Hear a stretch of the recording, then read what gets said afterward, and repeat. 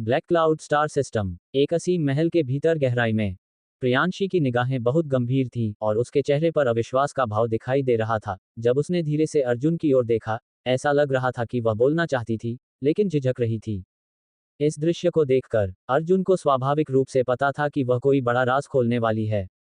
उसने तुरंत अपनी भौहें उठाईं और उसके शरीर से एक अजीब सी धारदार चीज निकली, जिसने 3 फीट के दायरे में सब कुछ अपनी चपेट में ले लिया और उनकी बातचीत को तुरंत छुपा दिया।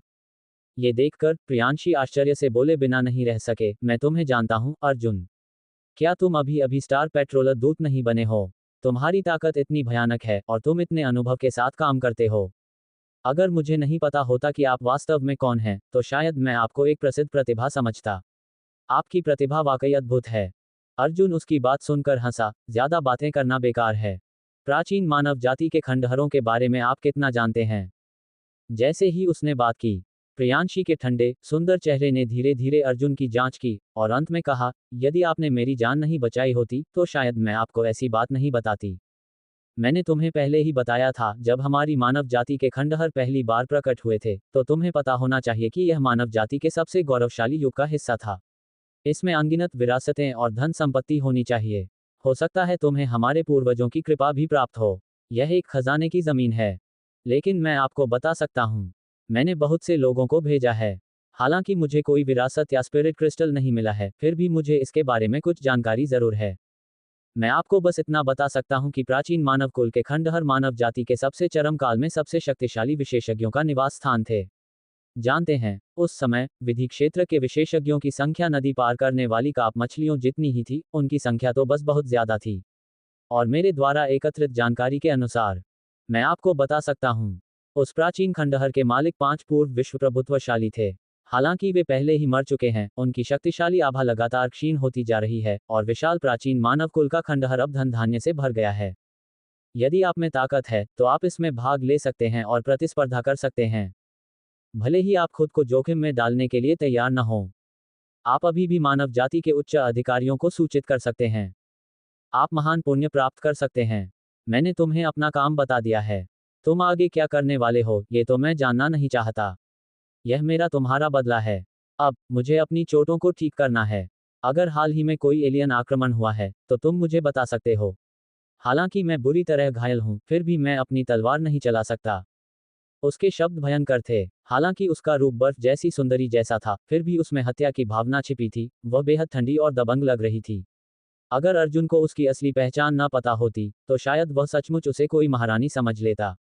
वह से बिना न रह सका। दानव संहार की आदरणीय तलवार प्रियांशी, तुम्हारा बदला बिल्कुल सही समय पर आया है। तुमने सचमुच कड़ी मेहनत की है। अपनी चोटें यहीं ठीक कर लो, अगर कुछ अनहोनी न हो जाए। ब्लैक क्लाउड स्टार सिस्टम कुछ समय के लिए शांतिपूर्ण रहेगा। तब अनगिनत विदेशी जातियां आक्रमण करेंगी। तब तो तुम्हें मेहनत करनी पड़ेगी। उसने अपना अनुमान व्यक्त किया। समाचार सुनकर हालांकि वह थोड़ा विचलित हुआ, पर वह मूर्ख नहीं था। हालांकि अब वह अत्यंत शक्तिशाली था, फिर भी विशाल और असीम ब्रह्मांड में उसे अजेय नहीं कहा जा सकता था। समान साधना स्तर वालों के विरुद्ध युद्ध में वह पराजित रह सकता था। लेकिन क्या होगा यदि उसका सामना किसी राक्षसी प्रतिभा से हो जाए? वह बिना किसी कारण के मरने को तैयार नहीं था। उसे अभी तक अपनी चाची नहीं मिली थी। वह तुरंत प्रकाश की एक धारा में परिवर्तित हो गया और उस स्थान से गायब हो गया। वह खेती जारी रखने के लिए तैयार हो गया। अब उसे जिस चीज की जरूरत थी वह था स्थिरता शब्द। बहरहाल, उसकी असंख्य विधियां दाव शरीर साधना पहले ही 700,000 से ज्यादा बार पहुंच चुकी थी। अगर उसे समय दिया जाता, तो निस्संदेह वह भविष्य में परम शक्तिशाली बन जाता। कितने ही दिव्य चमत्कार, कितने ही विकराल विशेषज्ञ, सभी तब उसके चरणों में नतमस्तक हो जाते। उसका हृदय अत्यधिक गर्व से भर गया। एक लंबी गर्जना के बाद उसे आभास हुआ कि तियानमेन गुप्त तकनीक की 5वीं परत टूटने वाली है। उसने बलपूर्वक उसे दबा दिया और युक्वान महल लौट आया। लेकिन कुछ ही सांसों के बाद चर्चा अंततः अर्जुन तियानमेन गुप्त तकनीक को नियंत्रित नहीं कर सका। वह मौके पर ही 5वीं परत तक पहुंच गया। खेती की ये तकनीकें अत्यंत गहन थीं।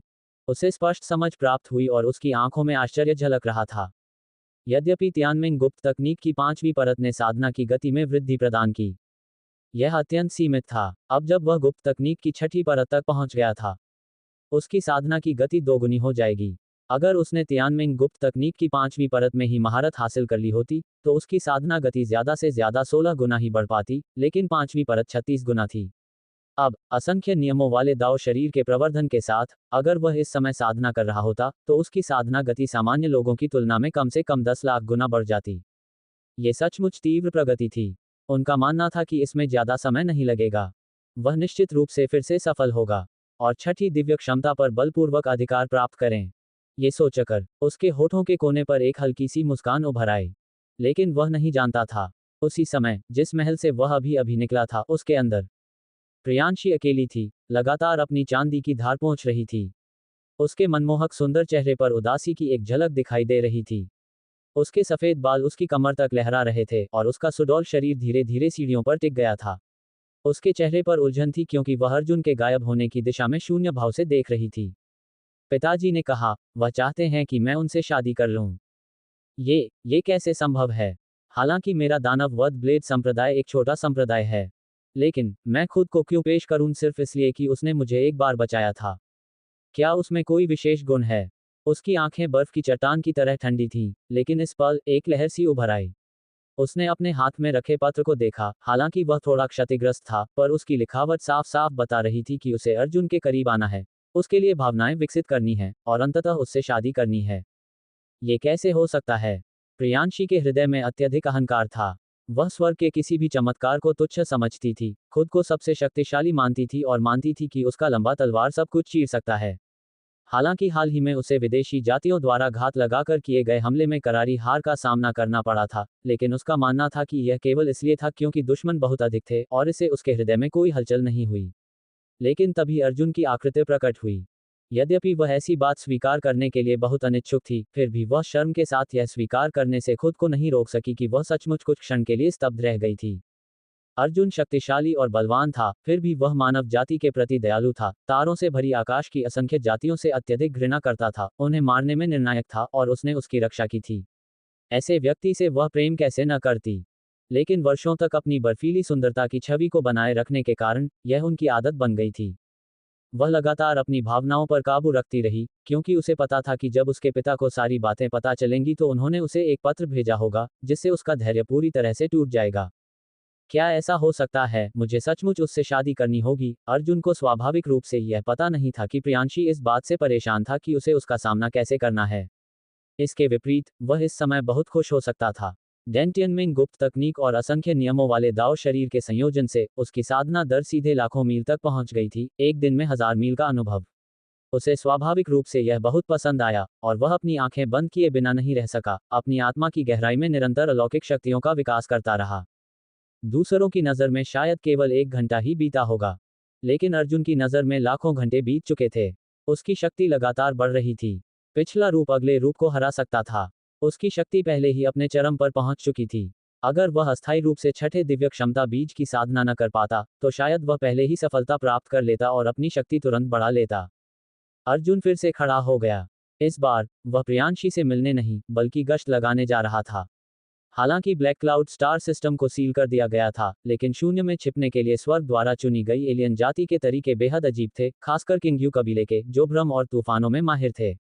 वे विशाल और असीम तारों वाले आकाश में अविश्वसनीय भ्रमों की परत दर परत रचना कर सकते थे और शक्ति संचय करते समय तारों को चकनाचूर करने में सक्षम तूफानों की परत दर परत भी छोड़ सकते थे। उनकी प्रतिभा वाकई भयानक थी। सामान्य मानव जाति के शक्तिशाली लोग जो उनका सामना करते, अनिवार्य रूप से मर जाते। वे अपने भ्रम के कारण पीड़ा में विलाप करते हुए मर जाएंगे। इसलिए ऐसी स्थिति उत्पन्न होने से रोकने के लिए स्वाभाविक रूप से अर्जुन के पास सक्रिय गश्त के अलावा कोई विकल्प नहीं था। अब जब वह किंग्यून शहर में पहुंच गया था, उसने जयंत को परेशान देखा और मुस्कुराए बिना नहीं रह सका। नगर के स्वामी, बाहर युद्ध के मैदान पर वर्तमान स्थिति क्या है? क्या हमारी मानव जाति जीतने जा रही है? ये शब्द सुनकर नगर स्वामी जयंत कड़वाहट से मुस्कुराए, नहीं। हमें अभी अभी फ्रंटलाइन से एक युद्ध रिपोर्ट मिली है। हमारा ब्लैक क्लाउड स्टार सिस्टम युद्ध के मैदान के पास है।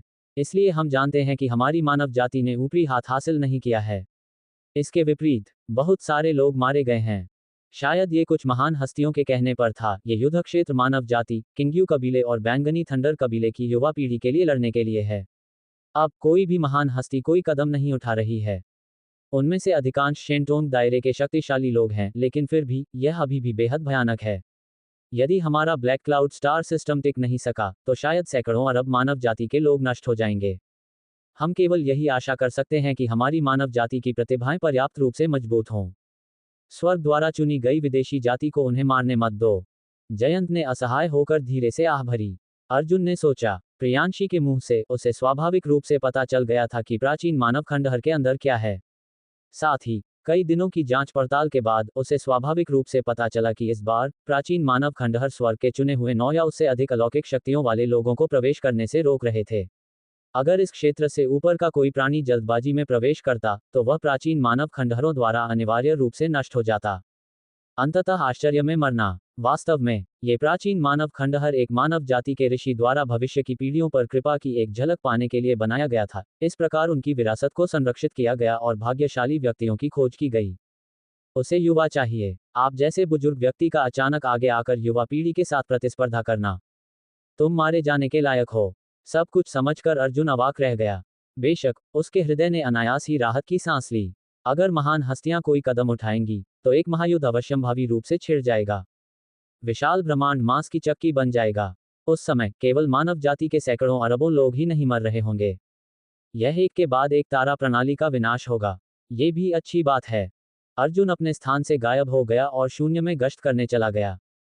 लगभग 3 घंटे बाद अर्जुन काले बादल तारा मंडल के ऊपर बैठा था और हर तारे पर लोगों को शांति और समृद्धि से जीते हुए देख रहा था।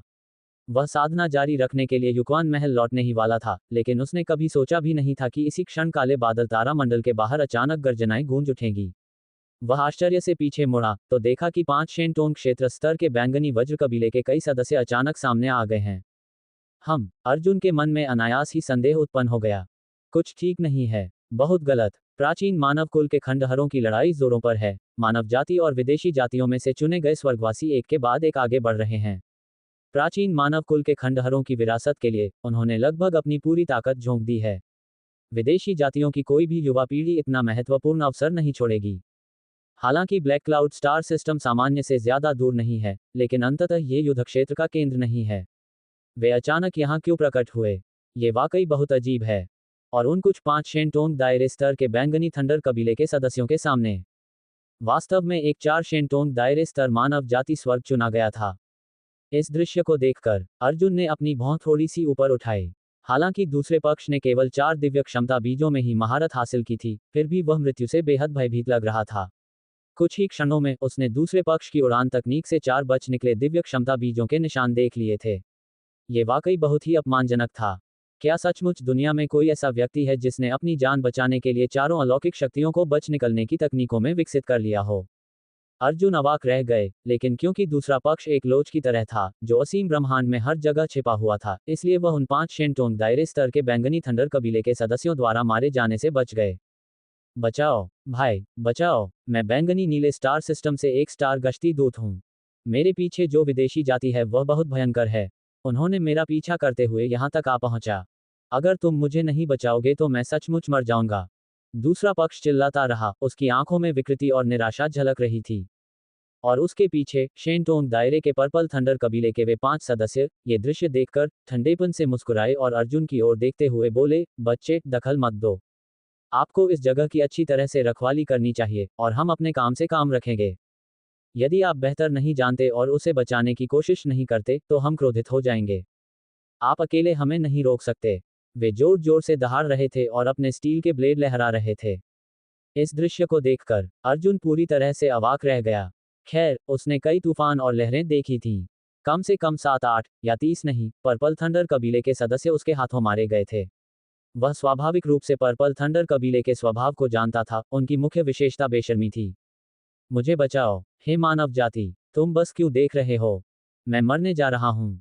क्या मानव जाति सचमुच इतनी निर्दयी और निर्दयी है? मैं मारा जाऊंगा। कि 4 शेनटोंग दायरे स्तर मानव जाति स्वर्ग के चुने हुए निराशा में था। उसने अविश्वास से अर्जुन की ओर देखा। वह इस बात पर विश्वास नहीं कर पा रहा था कि उसके सामने खड़ा आदमी उसे बचाने को तैयार नहीं था। चले जाओ, तुम्हारा अभिनय बहुत ही भयानक है। अर्जुन ने कुछ बार खर्राटे लिए। उसकी दिव्य आत्मा की आंख एक ठोस ठंडी रोशनी में बदल गई जब उसने अपनी नजरें घुमाई। उसके मुंह के कोने पर एक ठंडी मुस्कान उभर आई। वह मानव जाति का प्रतिभाशाली व्यक्ति वास्तव में छद्म रूप में किंग्यू कबीले का सदस्य था। इसके अलावा उनका अभिनय इतना बड़ा चढ़ाकर किया गया था। वह मूर्ख तो था नहीं, उसे कैसे मूर्ख बनाया जा सकता था? आपने आपने वास्तव में हमारे तरीकों को समझ लिया। ये पूरी तरह सफल रहा है। इसने आधे तारामंडल को नष्ट कर दिया है। मैंने कभी नहीं सोचा था कि मानव जाति में से कोई भ्रम को देख सकता है। वह मानव जाति का प्रतिभाशाली व्यक्ति स्तब्ध रह गया, उसकी आंखों में अविश्वास झलक रहा था। मैं न सिर्फ तुम्हारी चालों को समझ सकता हूँ, मैं तुम्हें काट भी सकता हूँ। जब से अर्जुन को पता चला कि दूसरे पक्ष ने मानव जाति के अधिकार क्षेत्र में आधे तारामंडल का नरसंहार कर दिया है, उसकी आंखें पूरी तरह से ठंडी हो गई थीं। बिना किसी हिचकिचाहट के दानव भक्षक तलवार प्रकट हुई। स्लैश विशाल और असीम तारा प्रणाली के ऊपर अर्जुन का आभामंडल उमड़ पड़ा और कृपाण क्यू की एक अंतहीन धारा फूट पड़ी। उसके सामने का दृश्य बहुत ही विचित्र था। वह पहले से ही जानता था कि दूसरा पक्ष मानव जाति के सदस्य का वेश धारण कर रहा है, इसलिए उसने कोई दया नहीं दिखाई। वर्तमान त्रिजाति युद्ध और प्राचीन मानव कुल के खंडहरों के प्रकट होने के साथ स्टार पेट्रोलर दूत शिविर ने मानव जाति के अधिकार क्षेत्र में आने वाले सभी स्टार सिस्टमों को अवरुद्ध करने का आदेश जारी कर दिया था, जिससे किसी का भी उनमें प्रवेश वर्जित हो गया था। फिर भी दूसरे पक्ष का पीछा किया जा रहा था और वह उसकी मदद मांगते हुए एरिया 107 में घुस गया। ऐसी बात सामान्य बुद्धि के विरुद्ध थी। हत्या सूची में शामिल उन लोगों के अलावा जो दुश्मनों को मारने के लिए स्टार सिस्टम में प्रवेश कर सकते थे, एकमात्र 4 शेनटोन क्षेत्र मानव जाति का प्रतिभाशाली व्यक्ति ही किसी अधिकार क्षेत्र में तैनात हो सकता था। वह अचानक अपने अधिकार क्षेत्र के निकट कैसे आ गया? थंडरक्लैप अमर ब्लेड। उसने ठंडी सांस ली और उसके हाथ में पकड़ा हुआ ब्लेड अचानक आगे की ओर वार कर गया। दूसरे पक्ष ने मानव जाति के अधिकार क्षेत्र वाले तारामंडल का लगभग आधा हिस्सा नष्ट कर दिया था, जो उसकी नज़र में एक अक्षम्य अपराध था। अगर उसने उन्हें नहीं मारा होता और उन्हें मानव जाति के अन्य प्रतिभाशाली लोगों को धोखा देने के लिए बेशर्मी से मायावी तकनीकों का इस्तेमाल करने दिया होता, तो अनगिनत लोग मारे जाते। बूम! सुनहरी बिजली हवा में फैल गई और एक राक्षस देवता का प्रेत लगातार दहाड़ रहा था। उसी समय किंग्यून शहर के प्रमुख लोगों को आभास हुआ कि कुछ गड़बड़ है और उन्होंने तारामंडल की रक्षा प्रणाली को सक्रिय कर दिया। एक पल में स्वर्ग और पृथ्वी के बीच सुनहरी रोशनी की धारियां प्रकट हुईं, जो लगातार एक के बाद एक ग्रहों को घेर रही थीं और लगातार पता लगा रही थीं कि कहीं उनके भीतर कोई विदेशी जाति की आभा तो नहीं है। इस दृश्य को देखकर अर्जुन राहत की सांस लिए बिना नहीं रह सका। बिजली की रोशनी में लिपटा सुनहरा ब्लेड तेजी से आगे बढ़ा। 5 धारी बैंगनी वज्र कबीले के सदस्य बिना किसी चिंता के द्वेषपूर्ण ढंग से उपहास करते रहे। सभी ने अर्जुन की कृपाण आभा का प्रतिरोध करने के लिए अपने अपने तरीके अपनाए। हमने पहले ही जांच कर ली है। यहाँ स्टार पेट्रोलर दूत अभी नया आया है। वह बहुत घमंडी लगता है। वह सोचता है कि वह अजेय है क्योंकि उसने माधव को मार दिया है। हमारे पास कई 5 पैटर्न स्तर के अस्तित्व हैं। मानव जाति में वे 5 महान दिव्य क्षमता बीजों, स्वर्ग के पसंदीदा बच्चों के बराबर हैं। यदि वे मानव जाति की रक्षा प्रणाली पर निर्भर होते, तो शायद हम असहाय होते। लेकिन वह भागा नहीं, बल्कि उसने अचानक हम पर हमला कर दिया। वह सचमुच बहुत घमंडी है। अगर हम तुम्हें धोखा नहीं दे पाए तो क्या हुआ? आज तुम निश्चित रूप से यहां मर जाओगे। ... वे लगातार बातें कर रहे थे, उनके पीछे बैंगनी रंग की बिजली तैर रही थी। उन्हें विश्वास था कि वे अर्जुन को आसानी से नष्ट कर सकते हैं। हालांकि उन्होंने कभी यह उम्मीद नहीं की थी कि थंडरक्लैप अमर ब्लेड अब पूरी तरह से सिद्ध हो चुका था। इतना भयानक शेनटोन क्षेत्र अब साधारण 5 धारी बैंगनी थंडर कबीले के सदस्यों के लिए सहन करने लायक नहीं था। अचानक उनकी बिजली कृपाण क्यू को छूते ही हवा में गायब हो गई और उनके शरीर झुलस गए। उनके शरीर लगातार कांप रहे थे, उन पर लाखों घाव उभर आए थे। एक ही पल में उनके शरीर की गहराई में समाया खून सुनहरी बिजली की वजह से भाप बन गया था। उनकी भयावह निगाहों के नीचे उनकी आत्माएं लगातार टूट रही थीं और उनका मांस और खून इंच इंच करके छिल रहा था। ये कैसे संभव है? वे आश्चर्य से दहाड़ उठे। उन्होंने कभी सोचा भी नहीं था कि मानव जाति के ऐसे प्रतिभाशाली व्यक्ति में इतनी महान क्षमता होगी। क्या दूसरा पक्ष कोई नया स्टार पेट्रोलर दूत नहीं था? यद्यपि उसने हाल ही में स्वर्ग के एक प्रिय बालक को मार डाला था, जिसे पर्पल थंडर कबीले ने बड़ी मेहनत से पाला था, फिर भी चाहे जो भी हो, दूसरे पक्ष की ताकत इतनी भयानक नहीं होनी चाहिए। उनके मन में एक पल में अनगिनत विचार कौंध गए, लेकिन बस इतना ही। अर्जुन के तरीके बेहद क्रूर थे और उसकी कृपाणची ने सब कुछ नष्ट कर दिया। किसी भी अजीब घटना को रोकने के लिए उसने दूसरे पक्ष को पलटवार करने का भी मौका नहीं दिया। बिजली के कहर से उनके शरीर पूरी तरह से ढहते हुए देखकर उसने दूर से ही एक और कृपाण वार किया। उसकी आंखें तीव्र हत्या के इरादे से भरी हुई थीं। तुमने मेरी मानव जाति के लगभग आधे तारामंडल का वध करने का दुस्साहस किया। कितने लोग मारे गए होंगे? तुम सचमुच मौत के हकदार हो। उसका स्वर निर्णायक था और उसके पीछे राक्षस देवता का प्रेत लगातार दहाड़ रहा था, उनके टूटे हुए शरीरों को चीर रहा था। उनकी हताश चीखों के नीचे उनकी भयावह आंखों की चमक पूरी तरह से गायब हो गई थी। निर्णायक, सचमुच बहुत निर्णायक। कई पांचधारी बैंगनी थंडर कबीले के सदस्य। वे एक क्षण में ही पूरी तरह मर गए थे। ऐसा दृश्य किसी के लिए भी अप्रत्याशित था। तभी प्रियांशी देर से पहुंची। इस समय वह अभी भी बर्फ सी सुंदरी थी, उसकी खूबसूरत आंखों में उदासीनता की झलक दिखाई दे रही थी। वह अपनी कृपाण को शून्य में घुमाती हुई, अपनी लहराती पोशाक में मानो किसी देवी के बीच नश्वर प्राणियों के बीच विचरण कर रही हो, धीरे धीरे उस क्षेत्र की ओर बढ़ रही थी। पांचधारी बैंगनी वज्र कबीले के सदस्यों की मृत्यु देखकर वह कड़वी मुस्कान के बिना नहीं रह सकी। लगता है यहाँ मेरी कोई जरूरत नहीं है। तुम्हारी ताकत बहुत जबरदस्त है। हत्या सूची में केवल 9वें स्थान पर होना वास्तव में अनुचित है। वर्तमान रैंकिंग और ऊपर उठनी चाहिए, है ना? ये सुनकर अर्जुन एक पल के लिए चुप हो गया। उसकी नजर धीरे धीरे किंग्यू कबीले के उस सदस्य पर पड़ी जो शून्य में छिपकर जाने ही वाला था। उसके होठों पर एक ठंडी मुस्कान तैर गई। नहीं, अभी इस पर बात करने का समय नहीं है। विदेशी जाति के प्रतिभाशाली लोगों के इस छोटे से दल ने मानव जाति के क्षेत्र में जघन्य अपराध किए हैं। यदि संभव हो तो उसे पकड़ लो और उसे पूरी तरह से यातना दो। दूसरा पक्ष कुछ उपयोगी जानकारी बता सकता है। ये सुनकर प्रियांशी की खूबसूरत आंखें थोड़ी आगे की ओर उठीं और अचानक किंग्यू कबीले के सदस्य को घबराहट में भागते हुए देखा। उस पर जो आभा थी वह मानव जाति के 4 शेनटोन क्षेत्र के किसी प्रतिभाशाली व्यक्ति की थी। उसने तुरंत मुंह बनाया, उसके लाल होंठ थोड़े खुले और उसने दूर से कृपाणची की एक बूंद थूक दी। एक पल में शून्य लगातार कांप उठा और दूसरे पक्ष के पैर, जो भागने की तैयारी कर रहे थे, वहीं टूट गए, जिससे वह शून्य में लगातार चीखने लगा। ये कैसे संभव है? ये कैसे संभव है? प्राचीन मानव कुल के खंडहरों के बाहर वास्तव में एक भयानक ब्रह्मांडीय प्रतिभा है। क्या तुम्हें पहले ही युद्ध क्षेत्र के केंद्र में प्रवेश नहीं कर लेना चाहिए था? तुम अभी भी इस जगह की रखवाली क्यों कर रहे हो? ये बहुत गलत है। वह उन्माद से चीखा। रास्ते में उसने अर्जुन और प्रियांशी को भ्रमित करने के लिए भ्रम का प्रयोग भी किया और भागने की तैयारी कर रहा था।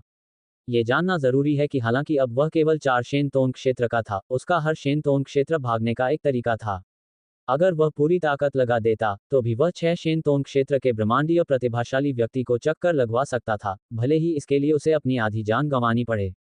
लेकिन अफसोस, आज उसका भाग्य सचमुच बहुत बुरा था। संयोग से उसका सामना अर्जुन और प्रियांशी से हुआ। दोनों ने ही तलवारबाजी की कला सीखी थी और बेजोड़ विनाश की कोशिश कर रहे थे। दिव्य शक्ति क्षेत्र में पहुंचने के बाद उनका एक ही वार शून्य को चीर सकता था। अपने साथियों के बीच उन्हें शक्तिशाली माना जा सकता था। उनकी शक्ति आतंक के चरम स्तर तक पहुंचती थी। वे मात्र 4 शेनटोन क्षेत्र की एक विदेशी जाति को अपने हाथों से कैसे बच निकलने दे सकते थे? इसके अलावा अर्जुन के शेनटोन क्षेत्र में एक आत्मा स्वर्गीय नेत्र भी था, जो अब पूरी तरह से परिष्कृत हो चुका था और 2 स्टील के ब्लेडों में बदल चुका था जो दूसरों की आंखों में छेद कर सकते थे। वह लंबे समय से अपरिहार्य था। असंख्य क्लोन। उसने अपने पंख फड़फड़ाए, अपना मायावी शेनटोन क्षेत्र सक्रिय कर दिया और 3 कदम पीछे हटने और दूसरे पक्ष की कृपाण आभा से बचने की तैयारी की। हालांकि उसने कभी नहीं सोचा था कि शून्य में कृपाणची के कई और टुकड़े प्रकट होंगे। ये दृश्य देखकर वह पूरी तरह निराश हो गया और सोचने लगा कि उसने ऐसा कौन सा पाप किया था कि उसे ऐसे राक्षस का सामना करना पड़ा। वह न सिर्फ अपने भ्रमों को चकनाचूर कर सकता था, बल्कि उस पर लगी कृपाणची भी बेहद तेज थी। वह प्रतिरोध करने में असमर्थ था और उसके टूटे हुए पैरों से हवा में लगातार खून बह रहा था। उसकी आंखें पूरी तरह से एकाग्र नहीं थीं और हताश होकर वह डर के मारे घुटनों के बल बैठ गया और विनती करने लगा, मानव जाति के 2 प्रिय बच्चे, क्या आप मेरी जान बख्शने को तैयार हैं? मेरे पास पर्याप्त जानकारी है। आप जो भी पूछें, मैं आपको सभी का उत्तर दे सकता हूँ। कृपया मेरी जान बख्श दो। वह पूरी तरह से रीढ़विहीन था, लेकिन अफसोस, उसके पैर पहले ही टूट चुके थे, इसलिए वह इस समय घुटनों के बल नहीं बैठ सकता था। हताशा में वह हवा में ही चीखता रहा। ये दृश्य देखकर अर्जुन और प्रियांशी की नजरें एक दूसरे पर पड़ीं। उन्होंने कई मानव गद्दार देखे थे, लेकिन इतना रीढ़विहीन विदेशी जाति का सदस्य पहली बार देखा था।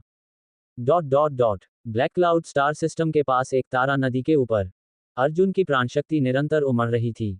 वह एक राक्षस देवता की तरह प्रकट हो रहा था, धीरे धीरे किंग्यू कबीले के सदस्य के सामने प्रकट हो रहा था, जिसने मानव कुल के स्वर्ग चयनित सदस्य का वेश धारण किया था। उसकी आंखों में एक ठंडा भाव झलक रहा था जब उसने शांति से पूछा, तुम्हें हर प्रश्न का उत्तर देना चाहिए। अगर तुम एक पल के लिए भी हिचकिचाए तो मेरा तलवार दुश्मन का खून पीने के लिए बेताब हो जाएगा। अगर तुम अपनी जान गंवाते हो तो ये तुम्हारा अपना ही काम होगा। ये सुनकर किंग्यू कबीले के सदस्य ने जमीन पर घुटनों के बल बैठकर बार बार सिर हिलाया। उसे अपनी जिंदगी से बहुत प्यार था, इतना कि उसकी चारों दिव्य शक्तियां भागने की साधना विधियां थीं। अब जब उसे उम्मीद की एक किरण दिखाई दे रही थी, तो क्या फर्क पड़ता अगर वह कुछ जानकारी दे भी देता। जब तक उसकी जान बची रहे, बस इतना ही काफी था। बहुत अच्छा, अर्जुन ने ठंडे स्वर में कहा, तुमने मानव कुल के अधिकार क्षेत्र में आने वाले लगभग आधे तारामंडल का नरसंहार कर दिया। कम से कम दसियों हजार तारों को नष्ट कर दिया, है ना? उनकी रक्षा करने वाले तारा गश्ती दूतों का क्या? वे मर गए। मैंने एक मानव कुल के स्वर्ग के चुने हुए व्यक्ति का रूप धारण करने के लिए एक मायावी प्रयोग किया। उसने मुझ पर भरोसा किया और मेरे गुप्त हमले में वह बिना किसी दफनाने के मर गया। उसे मारने के बाद करोड़ों लोग हमारे हाथों मारे गए। मेरे भंडार में अभी भी उस मानव कुल के स्वर्ग के चुने हुए व्यक्ति का हथियार रखा है। मैं मूल रूप से इसे एक संग्रहणीय वस्तु के रूप में रखना चाहता था, लेकिन दुर्भाग्य से मुझे आपने पकड़ लिया। किंग्यू कुल के सदस्य ने ईमानदारी से स्वीकार किया। ओह, तो इसीलिए तुमने मुझे निशाना बनाया। अर्जुन को अचानक समझ आ गया, उसकी आंखों में हत्या की मंशा उभर आई। हाँ, हाँ, धोखे के हमारे पिछले प्रयास असफल रहे थे, इसलिए हम अपनी किस्मत आजमाने आए हैं। ये जानने के बाद कि आपने माधव को मार डाला है, कई पर्पल थंडर कबीले के सदस्य क्रोधित हो गए और अपने रिश्तेदार का बदला लेने के लिए शोर मचाने लगे। इसलिए हमने अपनी पुरानी चाल चली, आपके विश्वास को धोखा देने का इरादा किया, फिर आपकी हड्डियों को तोड़ दिया और आपके जीवन को माधव के लिए बलिदान कर दिया। किंग्यू कबीले के सदस्य ने जवाब देना जारी रखा। तो माधव पर्पल थंडर कबीले में एक असाधारण अस्तित्व था। मुझे लगता है कि मैंने कई लोगों को उसका नाम पुकारते सुना है। क्या वह किसी महत्वपूर्ण व्यक्ति का पुत्र हो सकता है? अर्जुन ने अपने अंदर के संदेह व्यक्त किए। जब से उसने दूसरे पक्ष को मारा है, हर बार जब वह किसी बैंगनी थंडर कबीले के सदस्य को खत्म करने की कोशिश करता, तो वे सभी क्रोधित हो जाते, उनकी युद्ध शक्ति बहुत बढ़ जाती, और यहाँ तक कि जब वे उसे देखते, तो उनकी आंखों में भी घृणा झलकती। क्या माधव सिर्फ 5 धारियों वाला बैंगनी थंडर कबीला नहीं था? एक मानव कुल के सदस्य को मुक्त करना केवल 5 दिव्य शक्तियों के साथ स्वर्ग का चुना हुआ कार्य था। यह इतना अतिवादी नहीं होना चाहिए, है ना? भीतर कोई और रहस्य अवश्य होगा। चीजें निश्चित रूप से इतनी सरल नहीं हैं। आशा के अनुसार किंग्यू कबीले के सदस्य ने अपने जख्मों का दर्द सहते हुए थोड़ा सोचा और धीरे से अर्जुन की ओर देखते हुए आंखों में बेहद गंभीरता लिए बोला, हालांकि मैं तुम्हें ये बात बताने में बहुत हिचकिचा रहा हूं, लेकिन मेरा जीवन अब पूरी तरह तुम्हारे हाथों में है।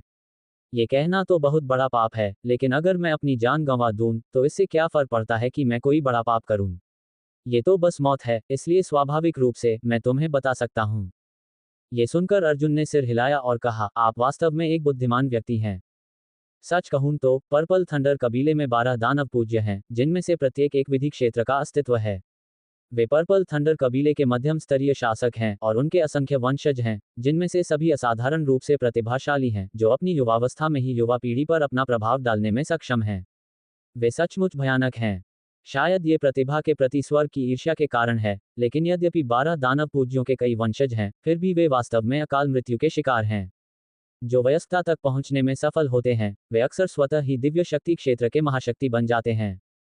लेकिन चूंकि उन्हें अपार ऊर्जा की आवश्यकता होती है, इसलिए 12 दानव आदरणीय स्वाभाविक रूप से उनके विकास के लिए गहन साधना और असंख्य साधना संसाधन प्रदान करते हैं। उनमें से प्रत्येक बैंगनी वज्रकुल की आशा है, उनकी दृष्टि में एक दुर्जय स्वर्ग चयनित प्राणी है, और उनका दर्जा अत्यंत महान है। एक दानव आदरणीय के वंशज की हत्या करके तुमने बहुत बड़ा पाप किया है। यदि आप वर्तमान में प्राचीन मानव कबीले के खंडहरों के भीतर हैं, शायद आप पर्पल थंडर कबीले की युवा पीढ़ी द्वारा बमबारी की जाएगी और मार दिया जाएगा। हालांकि आपकी ताकत बेहद जबरदस्त है, लेकिन 2 मुट्ठियां 4 हाथों के सामने कुछ भी नहीं है, और इसके अलावा इस युद्ध क्षेत्र में आपका मानव कुल नुकसान में है। शायद आप बिना किसी दफन के ही मर जाएं। किंग्यू कबीले के सदस्य की आंखें बेहद गंभीर थीं। जब उसने अर्जुन की ओर देखा, तो ऐसा लगा जैसे वह किसी मरे हुए आदमी को देख रहा हो। ये जानना जरूरी है कि 12 दानव पूज्यों के वंशज असाधारण रूप से शक्तिशाली थे और उनकी पृष्ठभूमि भी बहुत अच्छी थी। ऐसे मानव कबीले के लिए स्वर्ग के चुने हुए व्यक्ति द्वारा उनमें से किसी एक को मारना बहुत ही अहंकारी था। भविष्य में इस तरह के एक मानव कबीले स्वर्ग के चुने हुए अनिवार्य रूप से बैंगनी थंडर कबीले के हाथों मर जाएगा। तो बात ऐसी है, तुम प्राचीन मानव कुल के खंडहरों में प्रवेश कर चुके होगे, है ना? अर्जुन को माधव की पहचान का अंदाजा हो गया था, इसलिए वह न तो जल्दबाजी में था और न ही धीमा। प्रियांशी की हैरानी भरी निगाहों के नीचे उसने धीरे से यह सवाल पूछा। बिल्कुल, मैं पहले भी प्रवेश कर चुका हूँ। किंग्यू कबीले का सदस्य बहुत हैरान हुआ, मुझे तुम्हारी आंखों में जरा भी डर क्यों नहीं दिख रहा? तुमने इतनी बड़ी मुसीबत खड़ी कर दी है। तुम्हें तो डर के मारे मर जाना चाहिए था, मुझसे गिड़गिड़ाना चाहिए कि मैं तुम्हारा पता न बताऊं, फिर भी तुम इतने शांत क्यों हो? क्या तुम्हें मौत का डर नहीं है? पहले आप मेरे प्रश्न का उत्तर दीजिए। दूसरे पक्ष को बात बदलते देख अर्जुन ने तुरंत ठंडी सांस ली और उसके शरीर से एक तेज कृपांची निकली। दूसरा पक्ष अचंभित होकर भयंकर पीड़ा से कराह उठा। मैं तुम्हें बताऊंगा, अपने शरीर से कृपाण क्यूई को हटाओ। मैं अब बहुत घायल हूं। अगर ऐसा ही चलता रहा तो मैं मर जाऊंगा। किंगयू कबीले का सदस्य बेहद पीड़ा में था, और अधिक पीड़ा से बचने के लिए उसने एक ही सांस में कह दिया, मैं स्वाभाविक रूप से उस प्राचीन मानव कबीले के खंडहर में प्रवेश कर गया हूं। सच कहूं तो हम में से ज्यादातर विदेशी जातियां, स्वर्ग के चुने हुए, वहां प्रवेश कर चुके हैं।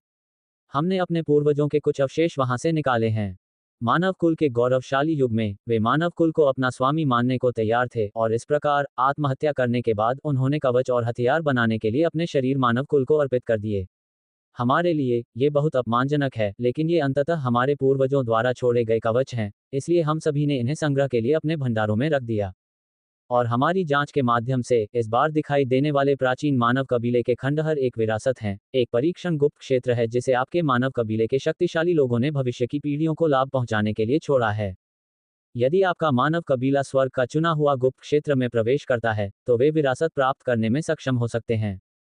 और एक किंगयू कबीले के सदस्य के रूप में मैं स्वाभाविक रूप से ज्ञान को अवशोषित नहीं कर सकता। मुझे बस इतना ही पता है। हालांकि मैं आपको बता सकता हूं कि मानव कबीले का गुप्त क्षेत्र बहुत भयावह है। अंदर अनगिनत खतरे हैं। आपके वंशजों के लिए आपके मानव कुल के तरीके बेहद निर्दयी हैं। हम में से कई लोग अंदर ही मर चुके हैं, फिर भी हम केवल कुछ दिव्य शक्ति के खजाने ही वापस पा सके हैं। उसने असहाय सी आह भरी। मुझे पूरा विश्वास है कि उस प्राचीन मानव कुल के गुप्त क्षेत्र में सबसे महत्वपूर्ण चीज विरासत है। मैं और कुछ नहीं जानता। किंगयू कबीले के सदस्य ने अपने दांत दिखाए। जाहिर है, उसके शरीर में समाई कृपाणची बहुत भयानक थी। यह उसे लगभग इंच इंच नंगा कर रही थी, एक ऐसा दर्द जिसे आम लोग बर्दाश्त नहीं कर सकते थे। वह इतनी स्पष्टता से बोल पा रहा था, यह उसकी जीवित रहने की प्रबल इच्छाशक्ति को दर्शाता था। तो सबसे महत्वपूर्ण बात अभी भी विदेशी जातियों के हाथ में नहीं है। दूसरे पक्ष की खबर सुनकर अर्जुन सोच में पड़ गया। चूंकि मामला ऐसा है, मैंने तुम्हें सारे रहस्य बता दिए हैं जो मैं जानता हूं। मानव कुल के स्वर्ग द्वारा चुने गए व्यक्ति के रूप में आपको अपना वचन नहीं तोड़ना चाहिए। क्या आप मुझे जाने देंगे? किंगयू कबीले के सदस्य ने आश्चर्य से पूछा। लेकिन उसकी अभिव्यक्ति अभी तक स्थिर नहीं हुई थी। उसके शरीर से अचानक कृपाण क्यूई की एक सघन किरण फूट पड़ी। वह पहले से ही गंभीर रूप से घायल था, वह इसे कैसे सहन कर सकता था? वह वहीं पर रो पड़ा और अविश्वास से अर्जुन की ओर देखने लगा। उसका मुंह कुछ कहने को हुआ, लेकिन कृपाण की रोशनी बहुत तेज थी, उसके आंतरिक अंग पूरी तरह से चकनाचूर हो गए। उसकी त्वचा और मांस पूरी तरह से उखड़ गए, जिससे उसकी जान चली गई। और इस दौरान अर्जुन ने उसकी ओर देखा तक नहीं, केवल अपने आप से बोला, यद्यपि मैंने तुम्हें छोड़ने का वादा नहीं किया था, परंतु इस बार यह मेरा काम नहीं था। यह दानव संहारक छोटी तलवार वाले आदरणीय ने ही तुम्हें मारा था। अगर तुम्हें कोई संदेह है तो उसे ढूंढो। ये शब्द ऐसे कहने के बाद मानो उसने कुछ देखा ही न हो, उसने तुरंत दूसरे पक्ष के भंडार के खजाने इकट्ठा कर लिए और आखिरकार एक मुस्कान बिखेर दी। इस बार उसने स्पिरिट क्रिस्टल के 30 से ज्यादा डिब्बे जब्त कर लिए थे, जिससे उसे और ज्यादा साधना संसाधन मिल गए थे। जहां तक तथाकथित विरासत का सवाल है, उसके लिए उनके पास तत्काल कोई योजना नहीं थी। वह नहीं जानता था कि युद्ध का मैदान कितना भयानक था, लेकिन वह जानता था कि आरोहण द्वार की गुप्त तकनीक के आशीर्वाद से कदम दर कदम साधना ही मजबूत बनने का सच्चा मार्ग है। तथापि हालांकि उसने ऐसा सोचा था, किसी ने असहमति जताई। ब्रह्मांड के किनारे से अचानक आभा की किरणें फूट पड़ीं और प्रकाश की धारियों में तब्दील होकर तेजी से ब्लैक क्लाउड स्टार सिस्टम में प्रवेश कर गईं। शून्य में एक परिचित आभा का आभास पाकर एक जोरदार चीख गूंजी, आखिरकार उसे पा ही लिया। विस्मयादिबोधक चिन्ह उद्धरण चिन्ह। ब्लैक क्लाउड तारामंडल के 107वें क्षेत्राधिकार में एक दूरस्थ तारामंडल के ऊपर अर्जुन ने ठंडे मन से आगे देखा, उसकी आंखें स्थिर थीं। उसके बगल में प्रियांशी के साथ बहुत अन्याय हुआ था। उसने लाश में बदल चुके किंगयू कबीले को देखा और बेबसी से शिकायत की, अर्जुन, तुम एक सच्चे सज्जन लगते हो, बहुत सुंदर, लेकिन तुमने मुझे क्यों फंसाया? मैंने गुप्त बातें नहीं सुनी, मैं दूर तुम्हारा इंतजार कर रही थी, और अंत में तुमने मुझे ही घातक प्रहार करने पर मजबूर कर दिया। आपने सारे लाभ ले लिए और मैं ही हूं जिसने लोगों को नाराज किया। तुम बहुत बुरे हो। इस समय प्रियांशी किसी ठंडी, अलग थलग बर्फीली सुंदरी की तरह नहीं लग रही थी, बल्कि वह एक रूठी हुई लड़की जैसी लग रही थी। प्रतिद्वंद्वी की आखिरी चीख तक उसे एहसास नहीं हुआ कि उसका इस्तेमाल किया गया है। हालांकि वह अंदर से नाराज नहीं थी, लेकिन प्रतिद्वंद्वी की मधुर आवाज उसके दिल में पहले से ही अंकित थी। अनजाने में प्रियांशी मुंह बना बैठी। ये दृश्य देखकर अर्जुन थोड़ा असहज महसूस कर रहा था। ये सर्वविदित था कि हत्या सूची में 9वें स्थान पर रहने वाली, राक्षसों का वध करने वाली छोटी कृपाण पूजनीय प्रियांशी एक ठंडी और एकाकी बर्फीली सुंदरी थी। वह आमतौर पर बहुत कम भाव दिखाती थी, एक शब्द भी बोलने को तैयार नहीं होती थी, जिससे कई प्रेमियों का दिल टूट जाता था। लेकिन जब वह उसके साथ थी, तो वह मुंह क्यों बना रही थी? यह उसकी सामान्य छवि से बिल्कुल मेल नहीं खा रहा था। वह तुरंत उदासीनता से मुस्कुराया और बोला, ये ब्रह्मांड खतरों से भरा है। हालांकि तुम और मैं इंसान हैं और एक दूसरे की मदद कर सकते हैं, लेकिन छोटी छोटी योजनाएं ही इस ब्रह्मांड का सबसे सामान्य मुख्य विषय हैं। तुम बहुत तेज हो। अगर अब कोई तुम्हारा हाथ किसी को मारने के लिए इस्तेमाल करे, तो तुम क्या करोगी? भविष्य में तुम्हें और अधिक सावधान रहना होगा। समझे? ये सुनकर प्रियांशी को गुस्सा नहीं आया, बल्कि उसने अर्जुन को घमंडी निगाहों से देखा और लगातार अपने सामने खड़े आदमी पर नजर गड़ाए रही। वह सुंदर और बुद्धिमान दोनों था और उसकी तलवारबाजी की कलाएं भयानक थीं। वह सचमुच उसके सपनों का राजकुमार था। केवल ऐसा ही व्यक्ति उससे विवाह करने के योग्य था। एक पल के लिए वह मंत्रमुग्ध हो गई और वहीं स्तब्ध रह गई। ये देखकर अर्जुन ने चुपचाप विदेशी जातियों की लाशें अपनी स्थानिक अंगूठी में इकट्ठा कर लीं। चूंकि दूसरा पक्ष उन्हें नहीं चाहता था, इसलिए स्वाभाविक रूप से वह विनम्र नहीं होगा। 5 धारी बैंगनी वज्रकुल की लाशें अच्छी कीमत पर बेची जा सकती थीं। हालांकि किंग्यू कुल की लाशें केवल 4 दिव्य शक्ति क्षेत्र में थीं और अच्छी कीमत नहीं मिल सकती थी, फिर भी उन्हें युक्वान महल की गहराई में खाद के रूप में इस्तेमाल किया जा सकता था। औरतें, मैं तो बस इतना ही कह सकता हूं, जब मैं अपनी तलवार घुमाऊंगा। अर्जुन ने दूसरे पक्ष को घूरते हुए देखा, अपना चेहरा पोंछा और हल्के से मुस्कुराया, ध्यान भटकते मत रहो। शायद अभी भी हमारे सामने एक बड़ी लड़ाई बाकी है। प्रतिद्वंद्वी यहां आने वाला है। अपनी सतर्कता कम मत करो। उसकी आंखों में गंभीर भाव उभर आया। स्पष्ट रूप से, इस बार आने वाला व्यक्ति कमजोर नहीं होना चाहिए। हालांकि प्रियांशी एक महिला थी, फिर भी उनकी युद्ध ज्ञान उत्कृष्ट थी। ये शब्द सुनकर, ये जानते हुए कि उनकी शक्ति अर्जुन जितनी नहीं है, वह तुरंत पीछे हट गईं और धीरे धीरे अपनी कृपाण अपने सामने रख ली। उनकी आंखों में एक अविश्वसनीय भाव उभर आया। क्या विदेशी जातियां पहले से ही इतनी भयानक हैं? वे अब मानव अधिकार क्षेत्र के अंतर्गत आने वाले क्षेत्रों को बेशर्मी से लूट रहे हैं। क्या हमारी मानव जाति के महत्वपूर्ण व्यक्ति कोई कार्रवाई नहीं करेंगे? जैसे ही ये शब्द बोले गए, अर्जुन ने शांतिपूर्वक उत्तर दिया, वे विदेशी जातियां नहीं हैं। ओह, तो फिर आप उनके साथ एक दुर्जय शत्रु जैसा व्यवहार क्यों कर रहे हैं? प्रियांशी की खूबसूरत आंखों में संदेह दिखाई दिया। ये तेजस है, अर्जुन ने शांति से उत्तर दिया। दरअसल, अपनी आत्मा के दिव्य नेत्र की मदद से, वह पहले ही अनुमान लगा सकता था कि किसी अन्य तारामंडल में कई आकृतियां प्रकट हुई हैं। उनमें से ज्यादातर मानव चतुर्भुज शक्ति क्षेत्र के विलक्षण प्राणी थे, मानो उन्होंने अभी अभी कोई बड़ा युद्ध देखा हो और वे रक्त से नहाए हुए हों और अत्यंत भयंकर प्रतीत हो रहे हों। इस अजेय गति का लाभ उठाकर, वे अब लगातार काले बादल तारामंडल पर प्रहार कर रहे थे। स्पष्ट रूप से, उनके इरादे दुर्भावनापूर्ण रहे होंगे, हालांकि वे सभी मानव ही थे। लेकिन मौजूदा अराजक स्थिति में अर्जुन को लगा कि दूसरा पक्ष संकीर्ण सोच वाला है और मौका मिलने पर उससे बदला जरूर लेगा, यहां तक कि उसे मौके पर ही मार भी देगा। बाद में, वे बस एक बहाना ढूंढ सकते थे, ये कहकर कि उसे एक परग्रही जाति ने मार डाला है और उन्हें मदद का संकेत मिला है। इस प्रकार वह ब्लैक क्लाउड तारामंडल में प्रकट हुआ है। उस समय कोई भी एक मृत प्रतिभाशाली व्यक्ति के लिए मामले को आगे नहीं बढ़ाता। इसलिए अर्जुन को दूसरे पक्ष से सावधान रहना पड़ा, खासकर जब से उसने तेजस के बगल में एक बेहद भयानक आकृति देखी। हालांकि वह अभी भी दिव्य शक्ति क्षेत्र में था, उस व्यक्ति की उभरती आभा किसी भी 5 धारी बैंगनी वज्र कबीले को कुचलने के लिए पर्याप्त थी जिसे उसने कभी देखा था। तेजस, ये सुनकर प्रियांशी की आंखें आश्चर्य से चौड़ी हो गईं, लेकिन फिर वह चुप हो गईं। वह स्वाभाविक रूप से जानती थी कि अर्जुन पांशी तलवार संप्रदाय से हैं और उन्हें हत्या सूची में तीसरे स्थान पर रहने वाले व्यक्ति, जो उनका छोटा भाई था, से दुश्मनी थी। अब जबकि दूसरा पक्ष हमला कर रहा था, तो स्वाभाविक रूप से वह चुप नहीं बैठी रहीं। उन्होंने तुरंत खर्राटे लिए। वे अब आक्रामक रूप से यहां आ गए हैं। क्या वे अराजकता का फायदा उठाने की तैयारी नहीं कर रहे हैं? अगर वे सचमुच मारने का इरादा रखते हैं, तो मैं आसानी से नहीं जाऊंगा। ये शब्द बोलते ही अचानक प्रकाश की किरणें सामने प्रकट हुईं। तारों भरे आकाश में कई आकृतियां गर्जना करती हुई बोली, अर्जुन, आखिरकार मैंने तुम्हें पा ही लिया। ये सुनकर प्रियांशी ने आश्चर्य से आगे खड़े हताश तेजस को देखा। उसने उसे दूर से अपना ज्वलंत भाला उठाते देखा। यह एक ऐसा हथियार था जो केवल कानून के दायरे में ही उपलब्ध था। एक ही वार से विशाल और असीम तारों वाला आकाश तुरंत आग के समुद्र में बदल गया, जिससे शून्य में छलांग लगाते हुए एक विशाल कछुए का रूप ले लिया। तो क्या हुआ अगर तुम मुझे पा गए? अर्जुन ने ठंडी सांस ली। उसने पहले कभी दूसरे पक्ष को नजरअंदाज नहीं किया था और अब भी करता रहा।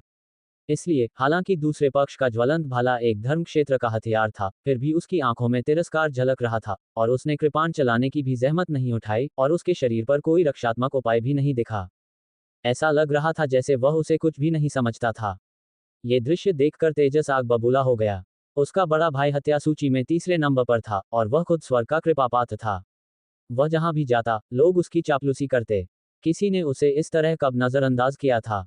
वह इस अपमान को बर्दाश्त नहीं कर सका। मारना। वह जोर जोर से चिल्लाता रहा। लेकिन निर्णायक क्षण में प्रियांशी ने अपनी चाल चली। वह हिमखंड पर बैठी देवी की तरह अपनी पतली आस्तीनें फैला रही थी।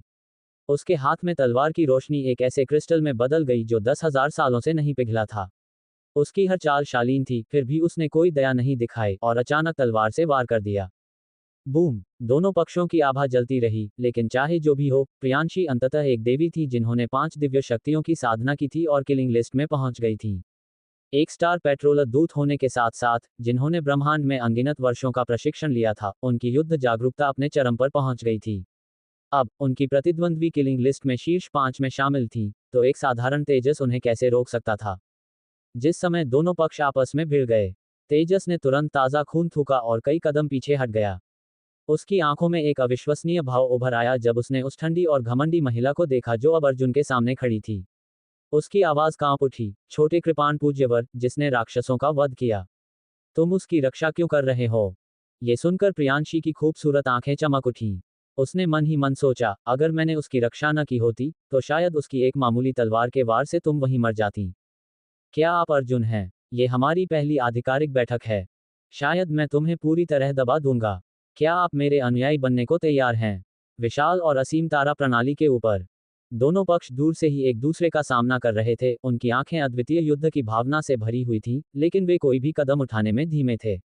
अब हालात अलग थे। पहले मानव जाति के चुने हुए लोग अहंकारी थे, खुद को सबसे शक्तिशाली मानते थे और दूसरों के आगे झुकने को तैयार नहीं थे, जिसके कारण वे भयंकर युद्ध करते थे।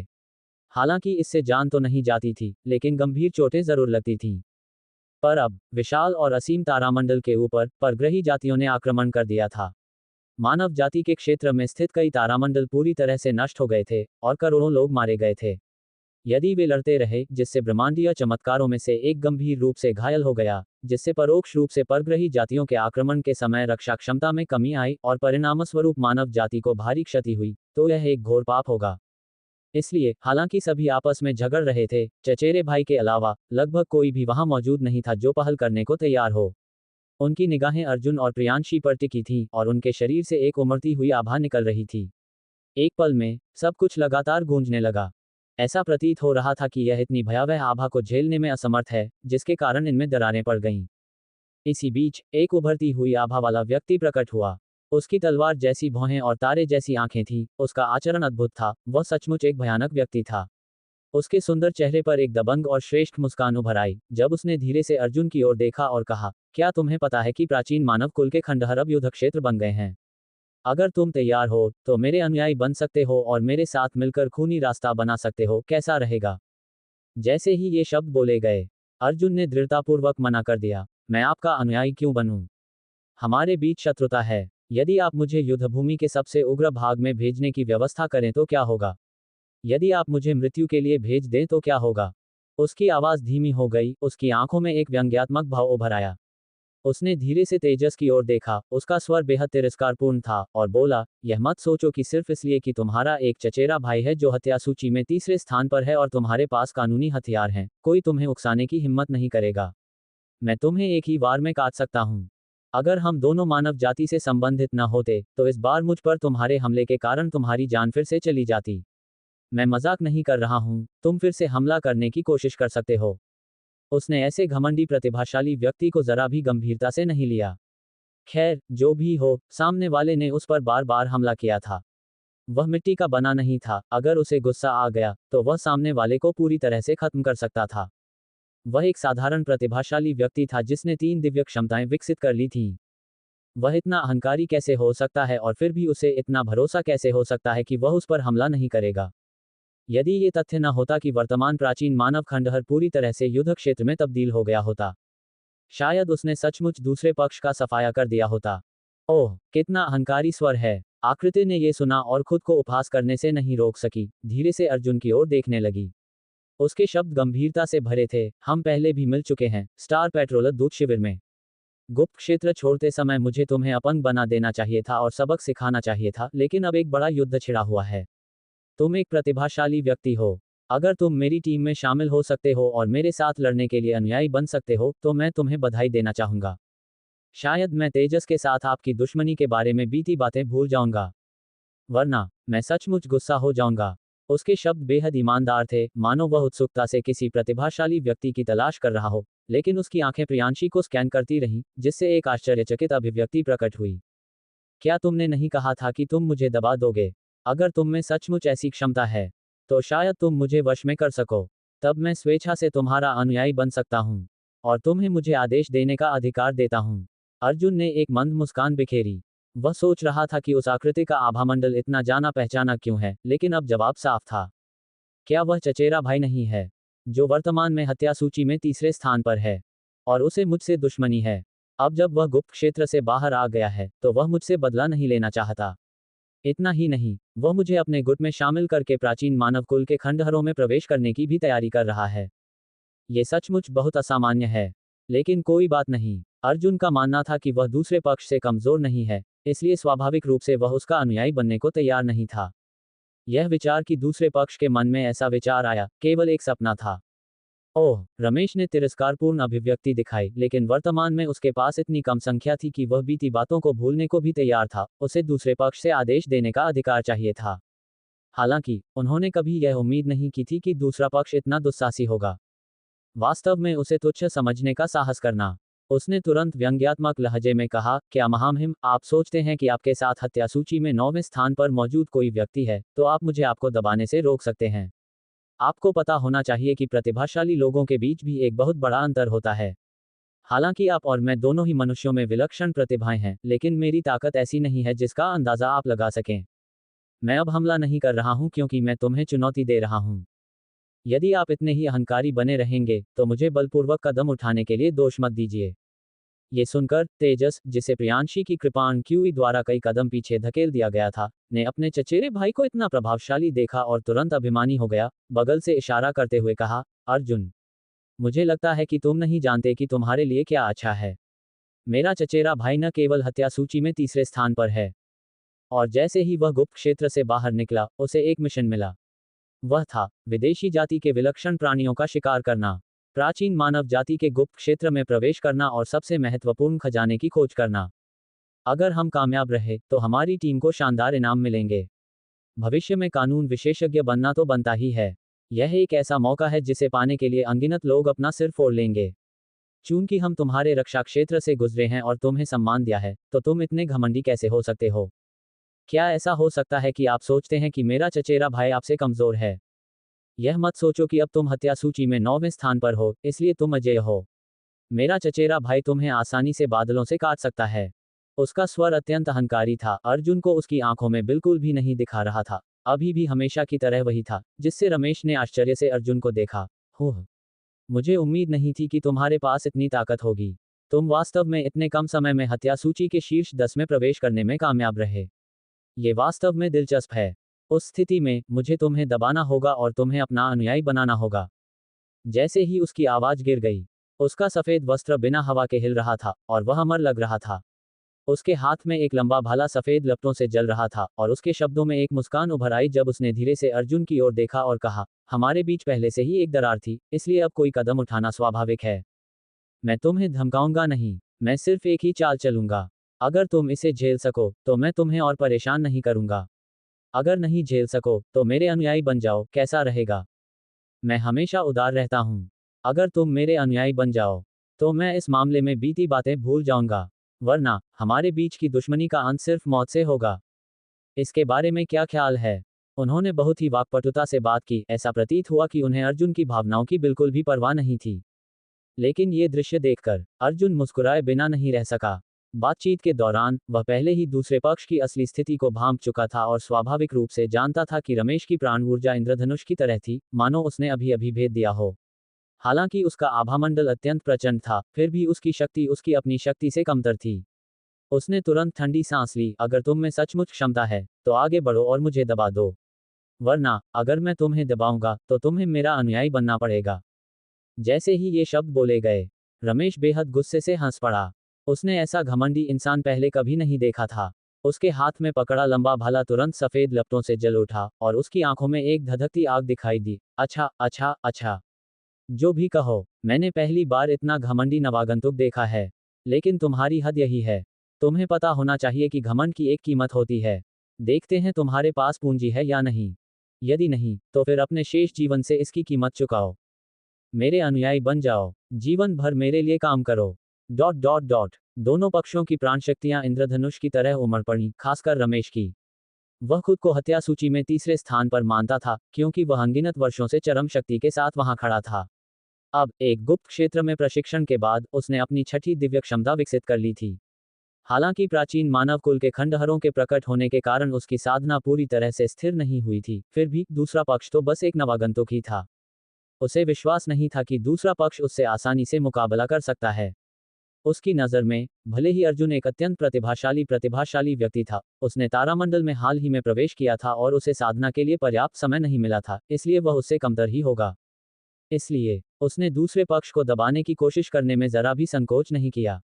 ऐसा अदम्य और लापरवाह मानव जाति का प्रतिभाशाली व्यक्ति निश्चित रूप से एक शक्तिशाली प्रवर्तक बनेगा।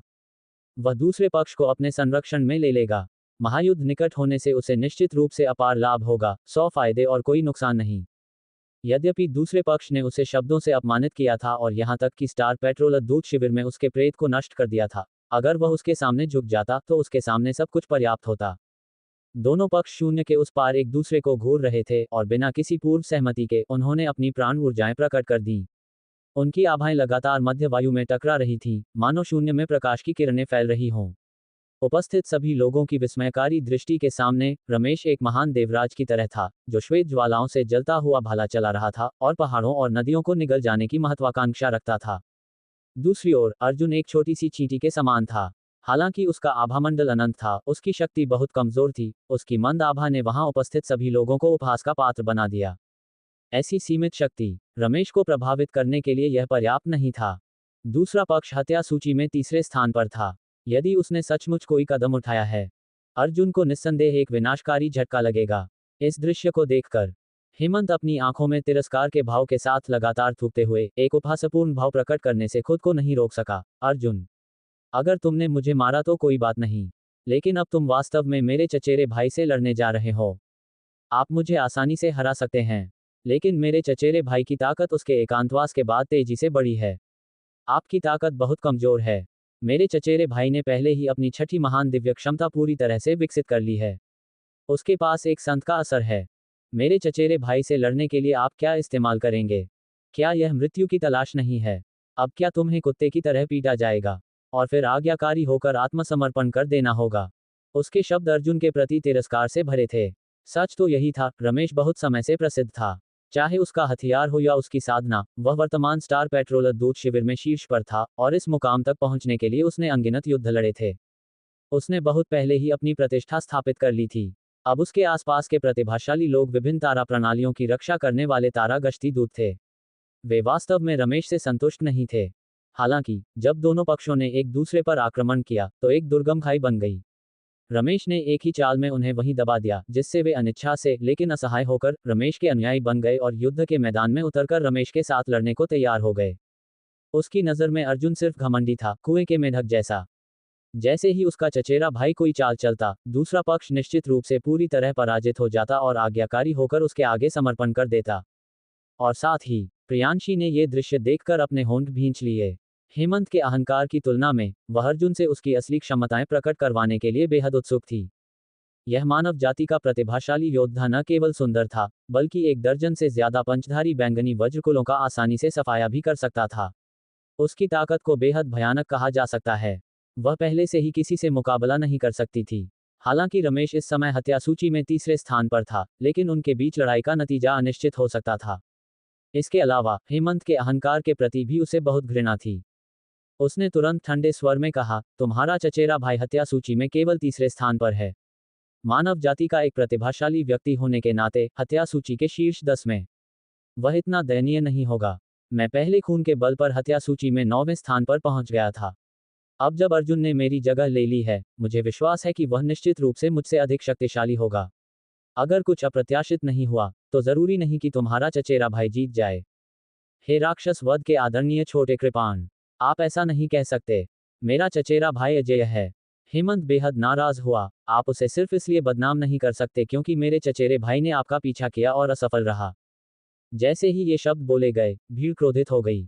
एक स्वर्गीय कन्या के रूप में, जो कभी हत्या सूची में 9वें स्थान पर थी, इस बर्फीली सुंदरी प्रियांशी के लिए प्रेमियों की कमी नहीं थी।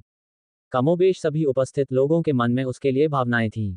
अब दूसरे पक्ष को उस नेता की निंदा करते देख, जिसने उन्हें दबा दिया था, हालांकि वे असंतुलित महसूस कर रहे थे, उन्होंने कुछ कहने की हिम्मत नहीं की, और सभी ने अपनी निगाहें आकाशगंगा के ऊपर अर्जुन की ओर घुमा लीं। अभी तो नया आया है, उसे इतना घमंड किस बात का है? आगे चलकर उसे भी मेरी तरह दबा दिया जाएगा। सिर्फ इसलिए कि तुम्हारे साथ दानव संहार करने वाला छोटा कृपाण पूज्य है, तुम लापरवाह मत हो जाना। रमेश दया नहीं दिखाएगा। उद्धरण चिन्ह, ये सही है, दानव संहार की छोटी कृपाण पूज्यवर का अधिकांश लोगों ने पीछा किया है। अब जब तुम उसके करीब हो तो रमेश निश्चित रूप से क्रोधित होगा। अर्जुन, तुम्हारा भाग्य निश्चित रूप से अच्छा नहीं होगा। हे, चलो शो देखते हैं। ये घमंडी बंदा खोखला खोल के अलावा कुछ नहीं लगता। किलिंग लिस्ट में सिर्फ 9वां स्थान, जबकि रमेश शीर्ष 3 में है, उसकी ताकत बेहद भयंकर है। वह निश्चित रूप से विरोध नहीं कर पाएगा और अंततः अनुयायियों में से एक बन जाएगा। सब लोग चर्चा कर रहे थे, सिर्फ अर्जुन और रमेश आकाशगंगा के ऊपर एक दूसरे को घूर रहे थे। उन्होंने अपनी प्राणशक्ति को चरम पर पहुंचाने में पूरा 15 मिनट लगा दिया। ये कहा जा सकता है, इस समय वे अपनी इच्छानुसार अपने शरीर पर किसी भी दिव्य क्षमता का उपयोग कर सकते थे। वे अपने चरम पर थे, और यदि वे कोई कदम उठाते तो वे अपनी सारी शक्ति का उपयोग कर सकते थे। रमेश की तरफ से यह जानबूझकर किया गया था। उनका मानना था कि किसी प्रतिद्वंद्वी को पूरी तरह से समझाने के लिए उन्हें अपनी स्थिति को पूरी तरह से समायोजित करने देना होगा, फिर जब वे सबसे ज्यादा आश्वस्त हों तो उन्हें अचानक और पूरी तरह से कुचल देना होगा, जिससे उनका आत्मविश्वास पूरी तरह से खत्म हो जाए और वे नम्र हो जाएं।